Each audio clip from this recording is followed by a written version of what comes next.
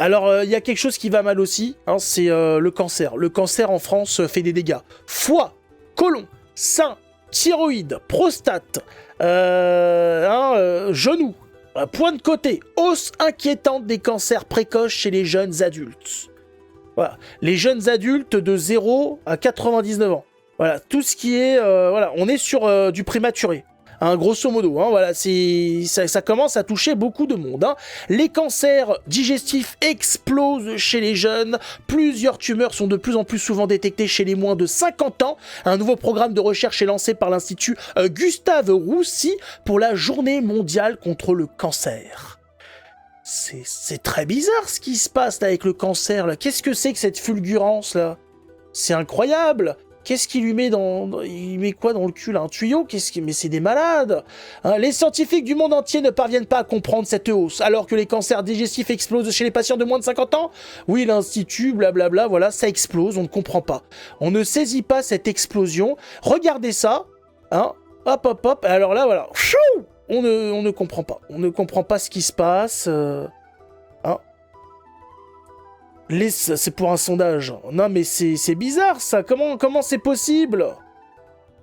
Moi, je sais. Ah, il y en a qui savent. Alors, on va voir d'abord. Attention. Hein, attention. Avant... Attends, madame. Chut. Calme-toi, madame. Alors, c'est pas parce que tu t'es fait une teinture qu'il faut commencer à te la ramener. On va écouter avant d'émettre des hypothèses ce qu'en dit BFM TV.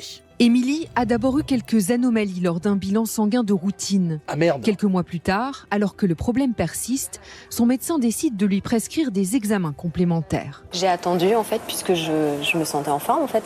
Et puis poussée par un ami qui m'a dit mais tu fais ton examen, de toute façon t'es jeune, on va rien te découvrir et toi tu n'auras rien de grave. Et j'ai finalement fait mes examens, j'ai vu l'image et je savais que c'était un cancer. Ah merde. À 39 ans, la jeune femme apprend qu'elle est atteinte d'un cancer du côlon. J'avais pas de sang dans mes selles. Voilà. Moi, je vivais normalement, en fait.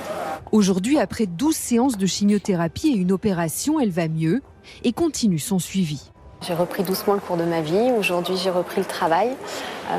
Par contre, je suis en mi-temps thérapeutique. Certains cancers de la thyroïde, du rein ou encore de la sphère digestive sont en hausse chez les jeunes, comme le montrent des études aux États-Unis. Pour les plus gens 79%. nés dans les années 90 ou après, le risque de développer un cancer du côlon est multiplié par 3,6. Mais c'est rien, Pfizer vont nous trouver un remède, monsieur. Par 2,5.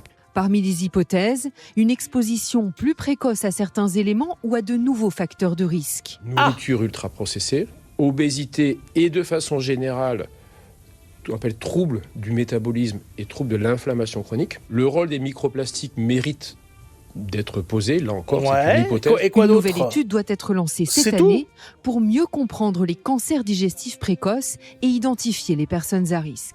Ah, c'est d'accord, il n'y a pas plus d'indications, non. On ne saura pas, voilà, c'est les plastiques. C'est les éruptions solaires. Hein, voilà, on ne sait pas. Pas plus d'informations que ça, c'est malheureux quand même, merde. Oh! Dans le labo avec la seringue, la viande est cancérigène. On va respirer cancérigène. Alors, il y a quand même quelque chose de bien dans la santé. Regardez ça. Les vaccins anti-Covid sont sûrs. Réaffirme l'agence du médicament après 152 millions d'injections en France. Je sais pas si j'ai bien fait de mettre cette information après cette déclaration sur l'augmentation des cancers. Si des gens pourraient faire des corrélations. 152 millions d'injections en France, explosion des cancers du cul et compagnie. La propagande qui continue parce qu'on nous annonce effets secondaires et compagnie, puis on nous dit non, voilà, ils sont sûrs. Ah, ils sont sûrs de quoi? Ils sont sûrs de quoi? Qu'on crève avec? C'est sûr, c'est bon, on peut y aller. Ah bah allons-y alors, allons-y. Hein, c'est incroyable, c'est fou. Ces vaccins sûrs, mais c'est court parce qu'on chope tous des cancers, alors on va pas crever du Covid, mais on va crever du cancer, merde. C'est con alors. Donc c'est bon. Donc finalement les vaccins sont sûrs parce qu'ils avaient été retirés du marché, remis, réenlevés, remis. Il fallait qu'ils soient gardés à moins 80 degrés. Puis finalement, au micro-ondes ça marchait aussi. Voilà, il fallait faire des injections espacées. Puis finalement on pouvait en faire 2 d'affilée. Puis finalement il fallait en faire toutes les 2 semaines. Qu'il y a de nouveaux vaccins obligatoires depuis le 1er janvier. Tout à fait, Hello. On est passé, je crois, de 11 à 15. Ça n'arrête pas, chaque année. On va finir avec 500 trucs. Enfin, voilà. On continue à financer, à engraisser les laboratoires. On a compris que tout ça était du copinage bien dégueulasse sur la santé des autres. Je vais avoir mon 3e enfant en 2025, ça me fait de la peine. Ah bah ouais, je comprends, Hello, je comprends tout à fait. Écoute, il faut faire des carabistouilles au système, hein. Qu'est-ce que tu veux que je te dise? Eh oui, Nodo Z, Omerta. Il me semble que tu es né pour mourir, ou alors je me trompe. Alors, né pour mourir, oui, né pour me faire tuer, c'est autre chose. Voilà.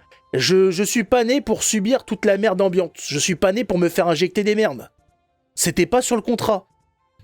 Donc, ils sont bien gentils, mais on est effectivement voué à la mort dès la conception.